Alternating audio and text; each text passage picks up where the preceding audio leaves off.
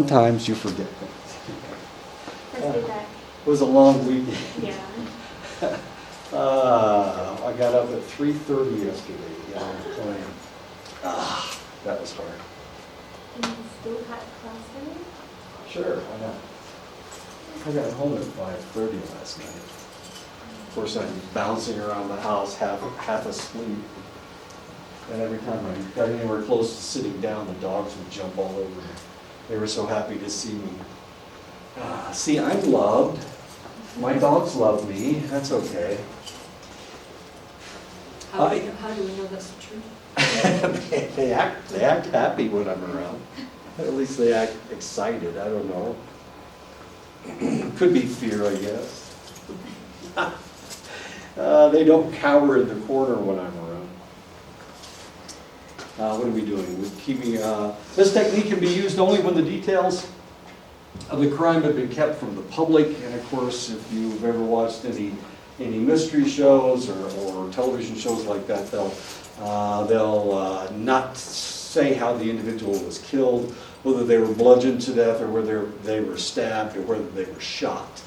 And of course, they will keep this piece of information just in case they can come up with a suspect, and maybe they can get them to disclose the fact that they know how the individual died.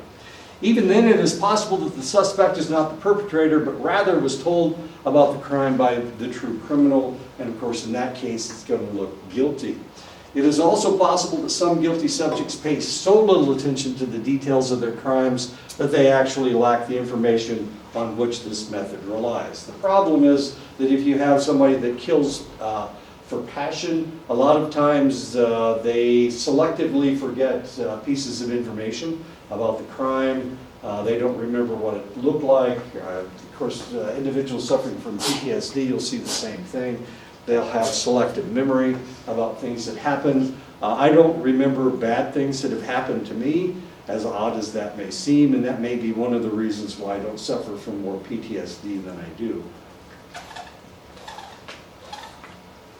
I have selective memory, which is kind of nice. Polygraph's accuracy, examiners err when they believe that a liar is truthful. That's known as a false negative. Or that a truthful subject is lying, and that's known as a false positive. Advocates of polygraph procedures, including polygraph examiners themselves, claim very high rates of accuracy, despite the fact that they're not all that accurate. They're not always accurate. Scientists who reviewed the accuracy of the CQT, the control question test, concluded that it could discriminate lying from truth-telling at rates above chance, though far below perfection. And of course, the CQT is a technique that select individuals do use. The test cannot distinguish emotions such as fear, anger, nervousness, and excitement. You can't tell the difference. Questioning methods are not standardized. Deceptive subjects can be trained to beat the test by taking countermeasures to avoid detection. Even those vocal critics of the polygraph acknowledge that the technique has overall accuracy rates of 65% or better. 65% is not very good. Average is 55 to 45. So just guessing, you should hit about 55%. Polygraph tests are most valuable at the investigatory stages of a criminal prosecution and as a way to encourage confessions from suspects against whom other incriminating evidence has been gathered. So we're looking for incriminating evidence, and I'm about to tell you about the time I was accused of murder. Not yet. There are two ways in which polygraph results can be used in a criminal case. One, in about 1/3 of the states, a suspect takes a polygraph test with the understanding that the prosecutor will drop charges if the suspect passes the test, but may use the results in court if the suspect does not pass. This is a trick, because they're going to drop all the charges if you pass the test, but if you flunk the test, then they'll put you in jail, or at least they will keep you in jail until the trial. Sometimes suspects take polygraph exams at the urging of their attorneys who want to make sure that they are telling the truth. Defenders often provide positive test results to the police. So it may be the lawyer that asks the individual to take a polygraph test. In states that permit polygraph evidence to be used in trials, judges conduct pre-trial hearings to determine whether polygraph results are admissible. And these are the states: Alabama, Arizona, Arkansas, California, Delaware, Georgia, Idaho, Indiana, Iowa, Kansas, Nevada, New Jersey, New Mexico, North Dakota, Ohio, Utah, Washington, Wyoming. They all except polygraphs, and I misspelled polygraph right there. In California, Arizona, Nevada, Georgia, and Florida, they can be used, but both parties, the defendants and the what am I thinking of? District attorney have to agree. Okay. So be careful what you agree to in the state of Arizona. We're going to find out that Arizona has been on the cusp of a lot of problems. You had Judge Arpaio just stopping random people, and checking their whether they were citizens of the United States or not. That was a problem. Miranda, the famous Miranda law, was a case from Arizona, of course. They stopped the guy and made him confess. That's what happened with Miranda. So after Miranda, he sued the federal government. Actually, he sued the state of Arizona. He won, and Arizona took it to the Supreme Court, and Miranda won again. So Arizona's kind of a lawless state, probably more than any other state. If anybody's going to try to skirt the law, it's some sheriff in Arizona, as weird as that may seem. Okay, so how do you beat the polygraph test? You need to develop a breathing strategy by altering the rate of breathing during relevant questions and comparison questions. So what you do is you take a lot of deep breaths while you're supposed to be during the comparison questions. And if you can control your breathing by taking deep breaths and sighing a lot during the relevant questions and the comparison questions, they won't know whether you're lying or not. They won't have a clue. You can do complex calculations in your head. You can do math in your head. That works because it occupies your mind. You can do this with pain too. If you're in a lot of pain, come up with a mathematical equation in your head and the pain will go away, as weird as that may seem. Why did the pain go away? Because you're concentrating on the equation rather than the pain. Prior to the test, rub antiperspirant on your fingers and your palms. That will keep your fingers from sweating. Insert a small tack in your shoe and press on it during the comparison questions to make yourself feel bad, to make yourself feel nervous, because you know that's going to hurt. And that will do that. You can also put a penny in your shoe. That works. Put it next to your skin. You just put it up between your sock and your shoe. It's going to do it. If you put it right next to your skin, it's going to change the conductance of your skin. A penny? A penny, yeah. A copper penny. Copper. The fact that it's copper is what's...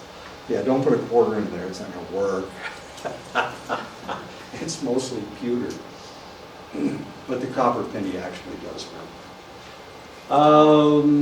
We can determine if somebody is this is accurate or whether it's not by using MRIs, functional MRIs, and we can see which part of your brain is working properly. Different patterns of brain activation have been shown to be associated with truth-telling and lying. The accuracy of this method is pretty good, actually. It's between 76% and 90%. So we can put first, MRI machines cost hundreds of thousands of dollars. And I don't know if we really want to do that just to find out if somebody's telling the truth or not. However, they have a portable MRI machine. Despite lingering concerns about the validity of its use under varied conditions, functional MRIs techniques are being marketed commercially and are occasionally used in court. And of course, this is a functional MRI machine, shoots a lot of magnetic energy through your brain to read what parts of your brain are actually functioning. Brainwave analysis and detection, brain fingerprinting uses an EEG to record the brain's electrical activity. Brain fingerprinting evaluates neural activity to assess how a suspect responds to crime scene details known only to the perpetrator. 85 to 95% accuracy in distinguishing liars from truth tellers in the lab, but when you get it out in the real world, it hits about 50%, a little bit above 50%, unfortunately. Defendants and witnesses may try to introduce the results of these tests to demonstrate their innocence or bolster their credibility, and of course, that sometimes works, sometimes it doesn't. Legal issues arise with regard to brain-based techniques, especially when these techniques are conducted against the wishes of the subject being scanned. Should these practices be governed by the Fourth Amendment prohibition against unreasonable search and seizure? That's a question people will raise, and actually Trump is raising the Fourth Amendment, his Fourth Amendment rights right now. They're looking at some of the transcripts. The transcripts were transcribed by people that weren't loyal to him, and so he's saying that they were inaccurate. And that goes against his Fourth Amendment rights of unreasonable search and seizure. Whoops. As stupid as that sounds. Many urge judges to resist admitting this evidence until more conclusive data is available. And of course, we know that a lot of these techniques are fairly inaccurate, hitting about chance. Okay, let me tell you my story. Once upon a time, I was stationed in Germany. While I was in Germany, I played Air Force level softball. And we had a softball field, and it was over in the middle of the base. This is Ramstein Air Force Base. One night, there was a secure station right beside the softball field. It had fencing all around it. You had to have a special code to get into the damn thing. Of course, I was a medic. I didn't have any of that information. I certainly couldn't get into this secure area. In April, softball started about. We started playing about March, even though it snowed sometimes. Anyway, in April, one of the individuals that worked in the secure area was murdered. She was raped and murdered. She was raped and sodomized, and there were interesting things going on with her. I had no idea who the lady was. I still to this day have no idea what she looked like. Anyway, so she was murdered she was murdered at her station. Whoever murdered her bit her. And when he bit her, he left tooth prints in her, right above her left breast, right above her left nipple actually, right over here. He bit her. My tooth pattern matched the tooth pattern from the bite. Strangely enough. So they worked out a case where I was the murderer. I was near that secure site practically every day. I came to work early. She was murdered sometime between 2:30 and 4:30, and I came to work at 4 o'clock in the morning. So I was on base when she was murdered. I lived in Zweibrücken, which is, I don't know, about 30 or 40 miles away from Ramstein, so I had to drive all the way over there. Actually, she was murdered a little bit before that. She was murdered sometime between 1:30 and 4:30, they said. Anyway, so theoretically, I got up early one morning and I ran over there, and for some reason she let me in. I don't know why she would. Evidently, we were having an affair. Anyway, I was a known rule breaker. That was one of the circumstantial pieces of circumstantial evidence they had against me. They didn't have a whole lot of evidence. This guy raped and murdered her. And he had a similar tooth pattern to mine.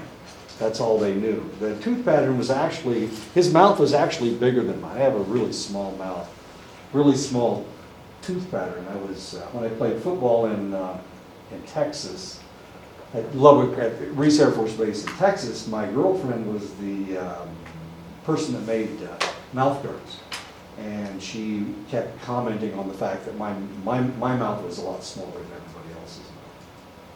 I don't know why she told me that, but anyway, I had the smallest mouth of all the people that played football. Anyway, so I have a small mouth. I also have a small head, which is not important. It doesn't have anything to do with the case. Okay, so they worked me up as a suspect. And the reason they worked me up as a suspect is because well, I didn't have a motive. They couldn't figure out a motive unless I was having an affair with this individual, whom like I said, I still don't have any clue who she was. It couldn't have been that I saw her at the NCO club because I lived on another base. I lived 30 miles away, so it's not like I went to the NCO club at Ramstein. The idea was that she went to a softball game, and she saw me and she fell in love with me or whatever. That was the idea. The other thing was that I was married to an officer. Since I was married to an officer, I was a known rule breaker, since that's against the UCMJ fraternization. So they worked this whole thing up as if I was the murderer. They brought me in and questioned me a couple times. Of course, I had no clue what was going on. I was completely clueless. This was in April. She was murdered in April, at the beginning of April. We started playing ball in March. So they kept questioning me, but there was another guy. She really was having an affair with somebody. It wasn't me, of course. It was this other guy. It was a staff sergeant. And he worked at that same facility that she worked. So he had access to the security, which made a lot more sense. I don't know why in the world that they ever tried to find other suspects. I guess I should be happy that they did, because that means that they weren't just focusing on one guy and they just pinned it on somebody. It turned out that the assumption was that when I bit her face to face. So we were at the same level. What had happened was the other guy had the same tooth pattern that I do, but his upper teeth were the same as my bottom teeth. Okay. He had let's see, my tooth pattern is my teeth go together fairly well. Some people have an overbite, some people have an underbite, and he had an overbite, but his upper teeth were the same as my lower teeth. Anyway, and the bite was a lot bigger, was bigger, but the assumption was that. So she must have been a pretty tall lady to be. No, she was a little face-to-face. short thing. She was only, I don't know, 5'1", 5'2", or something like that. But I'm 5'6", and this guy was like 6'2" or 6'3". He said, initially he got them to go after another individual by saying he drove past there just around 1:30, and he saw a tall, blonde-headed guy in there. Well, that ain't me. I'm not tall, and I ain't blonde-headed. Well, my hair was kind of brown, not really blonde, and but I'm certainly not tall. Anyway, so there was a lot of things pointing in a lot of different directions. One of the directions was toward me, just because of the tooth pattern, and because they didn't like the fact that I was married to an officer, which is against the law, of course. So I'm a known rule breaker, so that makes me a rapist, obviously. I mean, all rule breakers are rapists and murderers and sodomites, I guess. Not exactly sure what that means, but Anyway, they finally got the guy, they hypnotized the guy. I didn't know that, I just read the case. I just read the case files before I came to, I wanted to see if my name was in there. It wasn't. They mentioned all these other suspects, but they didn't mention me, which is a good thing because it made them look pretty But stupid. you mentioned it now. I mentioned, yeah, it's on tape. I was a suspect, only because my tooth pattern was the same as the guy that bit her. But So he bit how her. did they get the tooth pattern from, did they have to get it from everyone, or did they just assume it was you? No, they went to the dental clinic and they asked them to match the tooth pattern. The problem was, which is really I mean, she died. But she wasn't dead when he bit her. So it swelled, and that was the idea. She was alive when he bit her, and it swelled up, and that's why the tooth pattern was bigger than my tooth pattern. My tooth pattern's relatively small, as I said before. His is not much larger than mine, but it was larger than mine. So when he bit her from, she was laying down when he bit her, and he bit her from the other direction, and they thought it was, it was face to face rather than, anyway, he bent over her and over the top of her and bit her on the right above her nipple. Anyway. So did they catch this guy? They caught him and they court-martialed him. They didn't execute him. He's in Leavenworth, I think. His name was Robinson. Not that means anything. Staff Sergeant Robinson. I still have no idea who any of these people are. I never interacted with the people over there. Well, you have a lot of details about what happened. Well, yeah. That's because they called me in and they questioned me and they gave me all these details. And I was kind of curious since this was April and I was supposed to leave in September. Anyway, so they delayed my orders to go back home until they solved the case. As it turned out, they solved the case in June. I was still playing softball at the time. I was a little spooked, by the fact that, geez, all they did was go over there and play softball and here I'm being accused of murder. I was probably the least likely murderer of all the people on my softball team. But it fit my tooth pattern. They didn't like me because I was married to an officer. Which is, like I keep telling you, it's against the law in the United States military. It's called fraternization.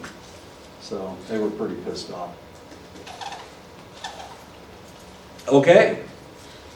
So they brought me in, they read me my rights, and they gave me some of the information. They asked me about where I was. As it turned out, they thought that she was murdered sometime between 4 o'clock and 4:30. And that day I was drawing blood.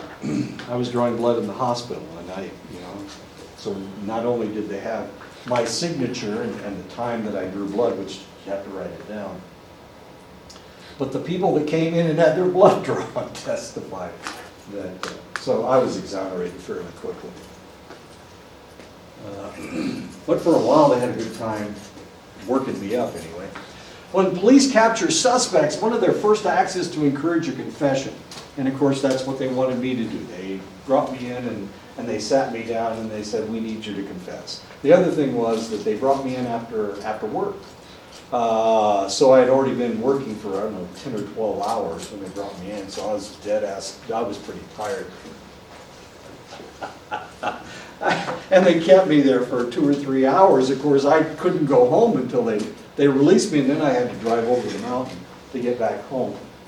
So I was pretty pissed off.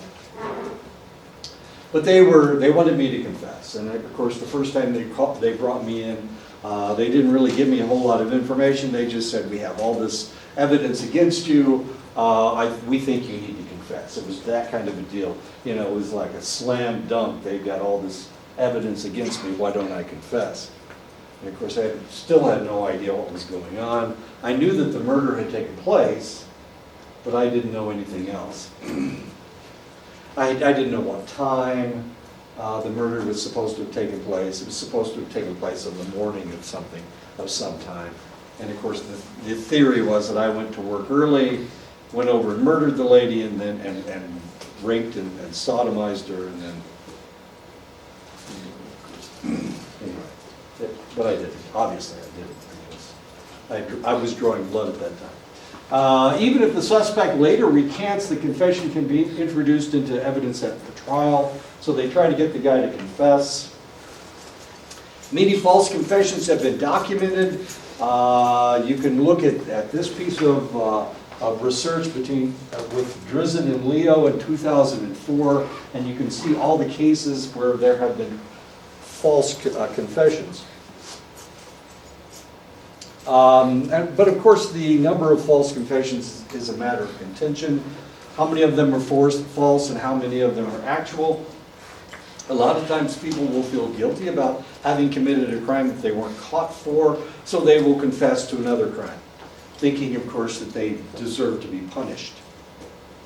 Until the mid-20th century, many confessions came only after intense questioning that involved promises, threats, harassment, and even brutality by the police. I was never brutalized, but I was given promises. If you confess today, then we won't try to have you executed. Instead, we'll put you in prison for life. You know, those kinds of things. If you don't confess, we'll tell your wife that we have video evidence of you having sex with somebody else, and we'll ruin your marriage. Those kinds of things. That was kind of harassment at the same time.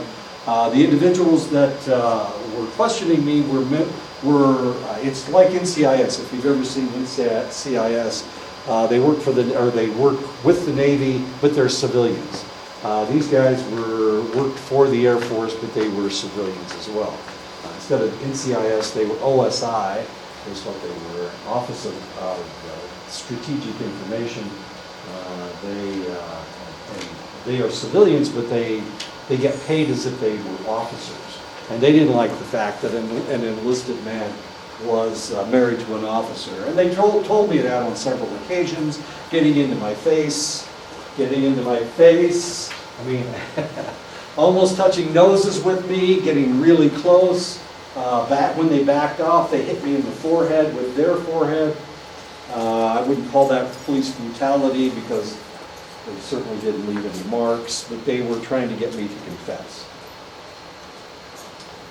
And of course, the United States military doesn't have the same laws that the federal government does, or the state governments do, so they could do just about anything they wanted to me,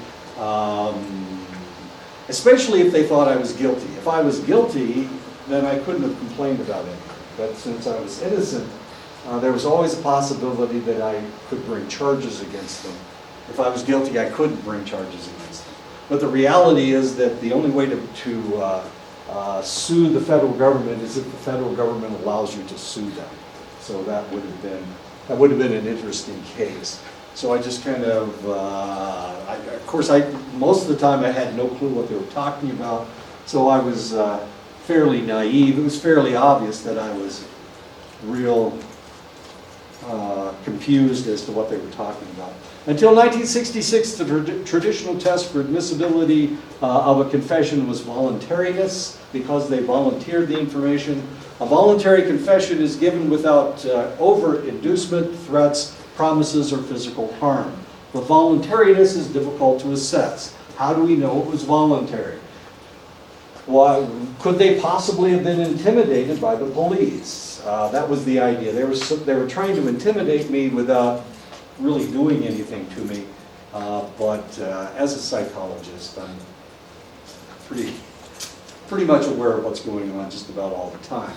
1966 in Miranda versus Arizona, the Supreme Court held that a confession resulting from an in-custody interrogation was admissible in court only if, in addition to being voluntary, it had been obtained after the police had ensured the suspect's protection from self-incrimination by giving them the Miranda warning. So it was because of the state of Arizona that people have to give the Miranda right, to give people their Miranda rights. It is because of Miranda in Arizona. It's because you guys kept jacking people up and not telling them they shouldn't. Anything that they said could be used in a court of law. that they had the right to have an attorney present if they wanted.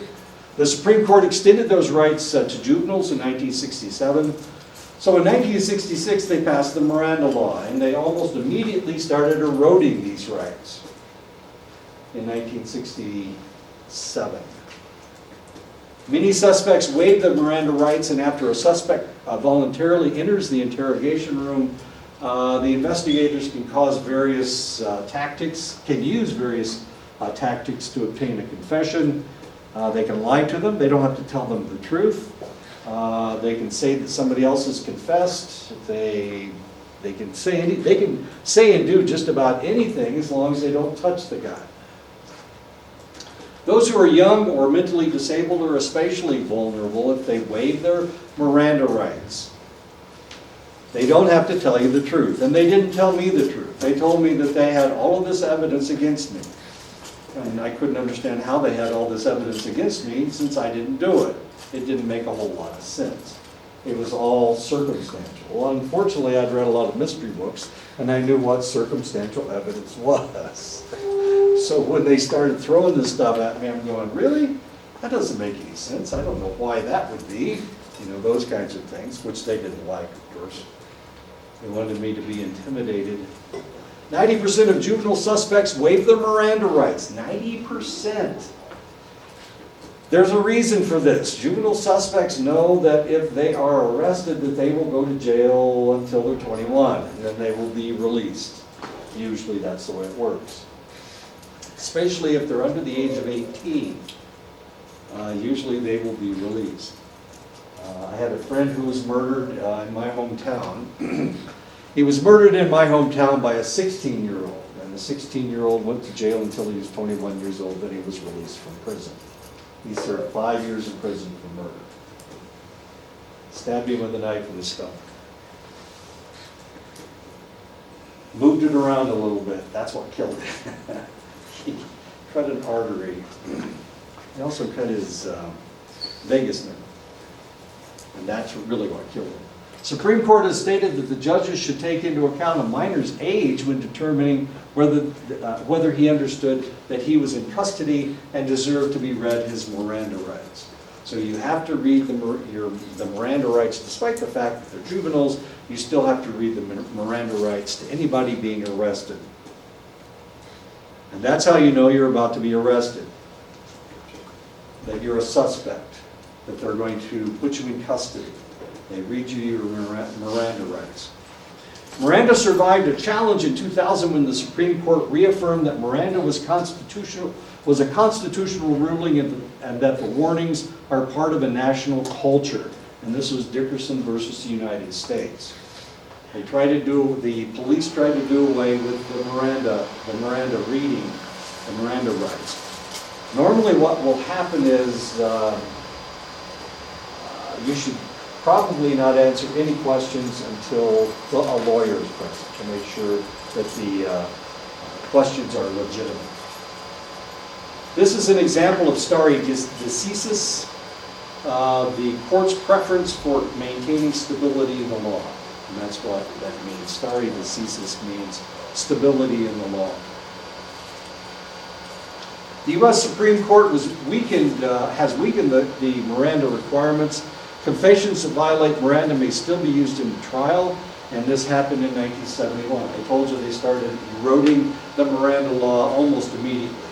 It was passed in 1966, 1971. They said that if you confessed, despite the fact they hadn't read you your Miranda rights, then they could use that in a court of law. That was in 1971. Miranda doesn't apply unless the suspect is in police custody. This is Bergmeyer versus McCarty in 1984. So if the guy isn't in custody and he confesses, then they can't throw the case out because you didn't read them their Miranda rights. They weren't in custody. And this is a trick that they can use. If they bring you in for questioning and you're not under arrest, they don't have to read you your Miranda rights. However, you do have a right to a lawyer. So if they bring you in for questioning, which is probably what I should have done in 1982, I should have asked for a lawyer. Of course, this is the federal government, so they wouldn't have had, it was the United States military, so they wouldn't have had to have given me a lawyer. Whoops, it wouldn't have worked anyway. Miranda doesn't apply until the defendant is being interrogated, and of course, so it really doesn't apply. So even if they are under custody, if you haven't read them the Miranda rights yet, you don't have to read them their Miranda rights until you start interrogating them. Now, so who are we talking about? Well, most of the people that we're talking about don't know that much about the law. They may not be very intelligent people, so they really don't understand these things. And these are the ones that get caught by the system. Of course, this was in 1980, Rhode Island versus Ennis in 1980. Two kinds of erroneous outcomes are possible. False denials, when the guilty suspect proclaims their innocence, that's normally what happens. And false confessions, when innocent suspects confess to alleged crimes.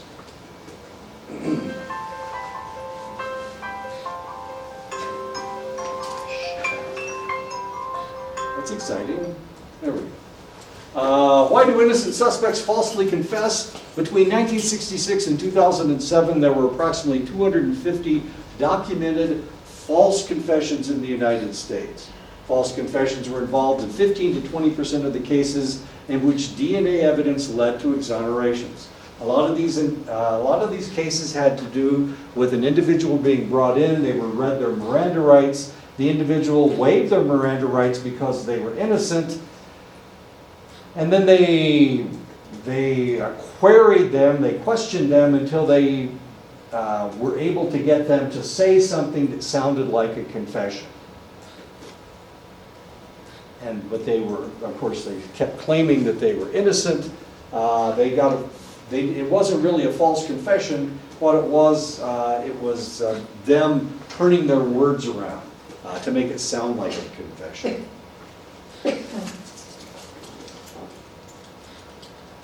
There are 4 ways in which we can be certain that a disputed confession is false.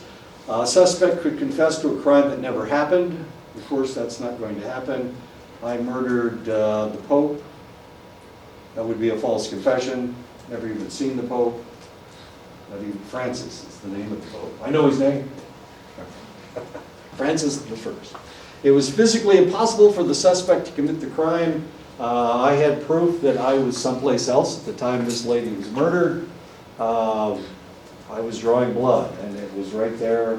I had witnesses, so it would be impossible for me to have committed the crime, much to the chagrin of the individuals that were trying to find out if I was the one that did it. The actual perpetrator is identified with guilt objectively established. So he claims that he stabbed somebody when they were shot, or strangled somebody when they were stabbed. There's evidence, for example, DNA evidence that definitely establishes the defendant's innocence. And usually, of course, when they have DNA evidence, skin under the fingernails, they have semen, if it's a rape case, they have fingerprints if it's and actually they can get fingerprints from skin. They can get fingerprints if you press hard enough. It will make an indelible mark in the skin, especially if you kill them and hold your hands on their bodies after they're dead. Then that's no longer living tissue, so it will be, it's just like sticking, this isn't alive, and if I put my finger here, it will stay there, the fingerprint will stay there. And that happens to dead bodies as well. So you can get fingerprints off of a dead body. What is the timeline? Is that immediately after death, or? It all depends on the individual, what kind of skin they have, how much fat they have underneath the skin, how fast they cool down. It's depending on the weather, lots of other factors. Yeah, exactly. So in this environment, where it's cold as it is here, it's very possible that 15 minutes after the person's dead, their skin will be cold enough that it will hold a fingerprint. If we're talking about Phoenix in the summertime, that ain't gonna happen. It takes them forever to cool down. See, what they do when they try to determine when you died, they stick a thermometer into your liver. And your liver's right in the middle of your thorax. So or your brain, they can stick it. It's kind of hard to get a thermometer into your brain. But they stick it into the thorax and they take your liver's temperature. And then they will subtract that temperature from the ambient temperature, what the temperature is. So if it's really cold outside, like up here, where it gets cold in the morning, then your body would cool off a lot faster. Phoenix in the summertime, where it's over 100 degrees all the time, it'd take forever for you to cool down. But your body, of course, isn't creating any more heat. I was in Phoenix for a softball tournament in '75, and it went under 100 degrees once. I know. And we played a whole softball tournament. It was a 4-day tournament. It was miserable. Williams Air Force Base. We're Williams. I don't know if you know where Williams. I don't think Williams exists anymore. Luke is out there in Phoenix. Does anybody know anything about Phoenix? No? No? Okay. All right. Anyway, not important. So we can all this fun stuff. Pre-interrogation, softening up the suspect. When the suspect arrives at the police station for questioning, the police begin to subtly exert pressure on him or her to talk. The interrogator may try to soften up the suspect by using flattery, ingratiation, and rapport building. This is not what the OSI did with me. They were fairly brutal throughout most of the questioning. Asking benign questions and engaging in pleasant small talk. They weren't trying to be my friend. They didn't like me for a lot of different reasons. One, I was a medic. Another reason was because I was married to an officer, and they didn't like that at all. Why was that so bad? It's like dogs and cats having sex. My God, don't you understand? We're different classes. We're not even the same species, officers and enlisted personnel. Ask anybody that's been in the military. We're not even the same species. Most enlisted people aren't even allowed to talk to officers unless the officer allows them to talk to them. But I was a medic, see? Medics, we interact with officers all the time. Doctors, nurses, medical service corps personnel. So we interact with them all the time, and we get to the point where we think of them as human instead of gods like other people do. Did you miss your godly class? I did. I missed my godly class. The other problem was by this time I had 3 degrees. One of them was a master's degree. Most of these officers barely had bachelor's degrees. So they were intimidated by my education. Not by my intellect, obviously not by my persona. All 5'6" and 140 pounds of me. But they were intimidated by the fact that it looked like I was really smart because I had all these degrees. The police are required to give the Miranda warnings prior to questioning, but there are ways to circumvent it. They don't have to give you your Miranda rights unless they arrest you. Warnings are required only when the suspect is being interrogated while in custody. You have to be in custody. In other words, you have to be arrested. If you're not arrested, then they can leave anytime they want. A suspect can leave anytime they want. They can go free, and they don't have to warn them about any of this stuff. They just bring him in and into the interrogation room and they start talking to them as if they're being interrogated. But they haven't read them the Miranda rights. They haven't read them their Miranda rights. They can stand up and leave anytime they want. But nobody knows this, and of course the police aren't going to tell them. Sometimes the police will minimize the importance of the Miranda warnings by describing them as a mere formality. When Miranda warnings are provided, almost all suspects waive their rights and talk to the police. You feel like you will seem more innocent, but of course the police have to interpret what you're saying, and they can interpret it any way they want. They can interpret it negatively or they can interpret it positively. And probably, since they're looking for suspects, they're going to interpret it as negative as they possibly can. They're going to try to fit it into their pattern of suspicion. And that's what they did with me. They only had one piece of evidence against me. Well, they had three, I guess. One was I knew where that place was. Two, I knew, what was the other thing? Oh, I was on base at the time of the murder. And the third one was that my tooth pattern fit the bite on her body. So potentially, they had three pieces of evidence that pointed toward me. But of course, I didn't even know the lady. I still have no idea what she looks like. When Miranda warnings are provided, almost all suspects will waive their rights. So I was innocent, so why not talk to the OSI? Actually, they didn't have to read me my Miranda rights. I was never arrested. They just brought me in to interrogate me. And I could have left. Well, no, I couldn't have, because they would have ordered me to stay, and I wouldn't have had a choice, being a higher-ranking officer had ordered me to do something. The police use negative incentives, accusations, evidence fabrications, attacks on the subject's denials, to break down the suspect's defenses, lower his or her resistance, and instill feelings of fear, despair, and powerlessness. And of course, they tried this with me. It didn't work very well because I had no clue what was going on. The police also use positive inducements to motivate the suspect to see that an admission, and this is what they did when they started questioning me, and I acted like I had no clue what they were talking about, which I didn't. I had no clue. They said, "Why are you acting so stupid? We know how much education you have. You're really smart. You're not as stupid as you're acting. This must be an act, a stupid act." No, I have no clue what's going on. I know it sounds funny now. It wasn't very funny at the time. These OSI agents are huge.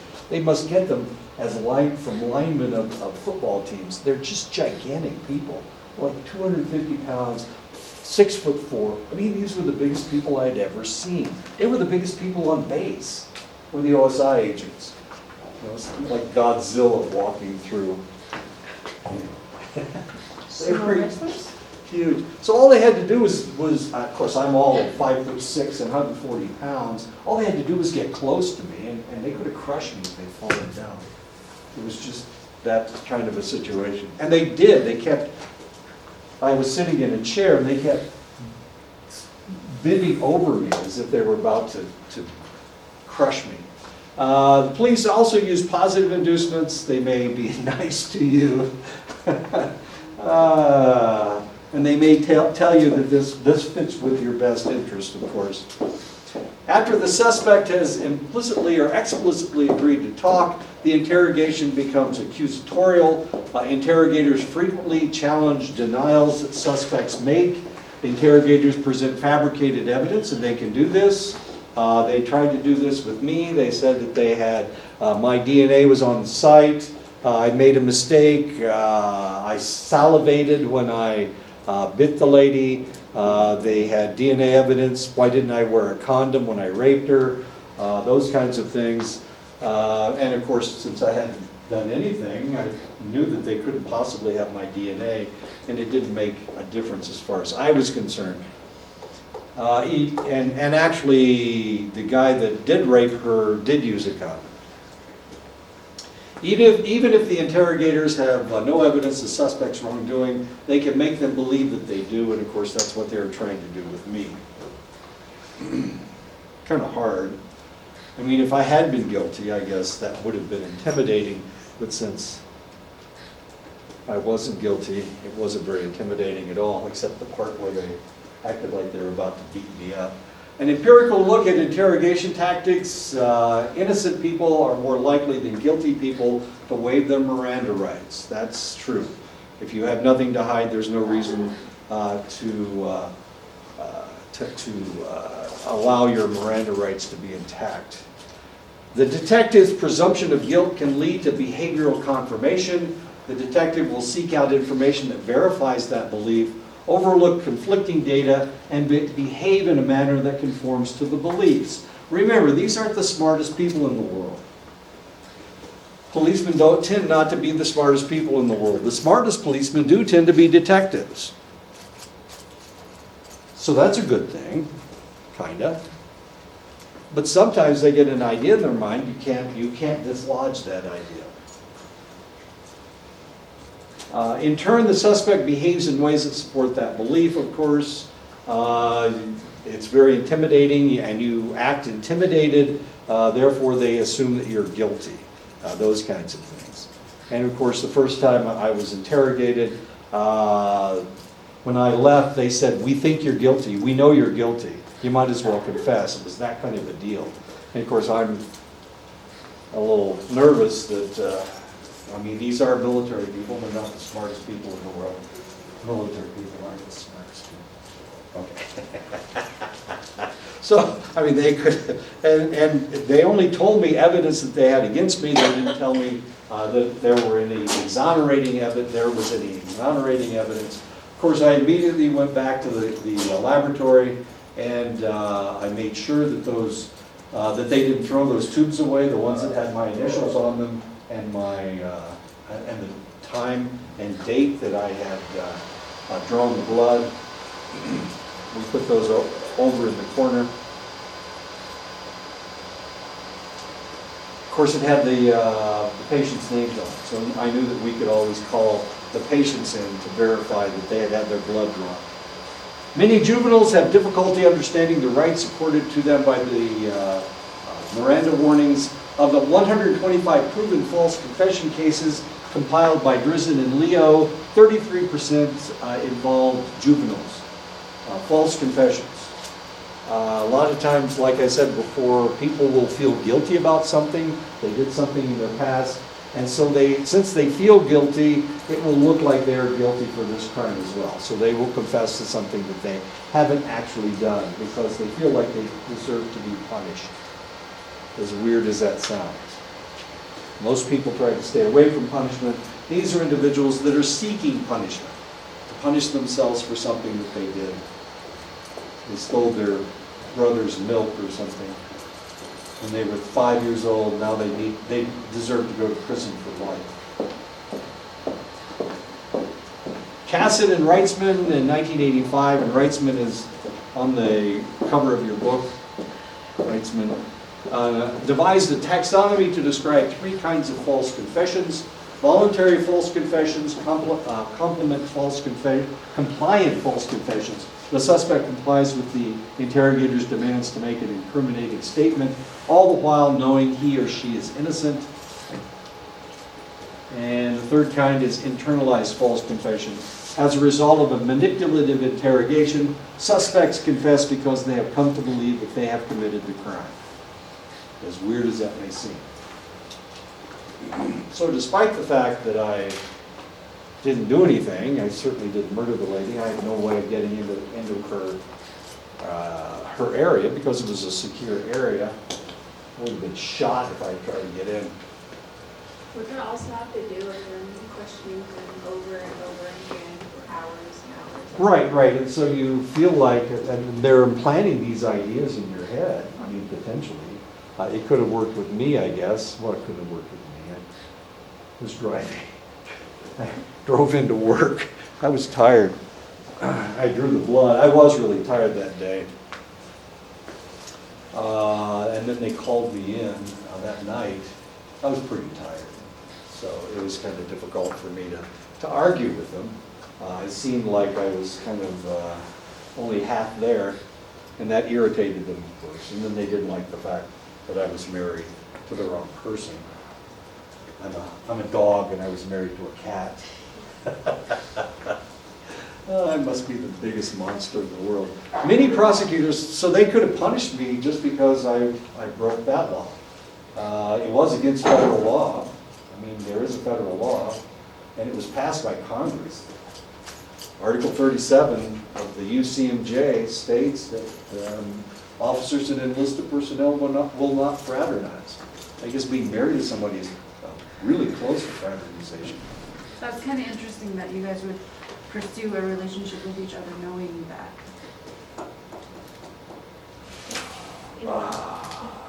Yeah,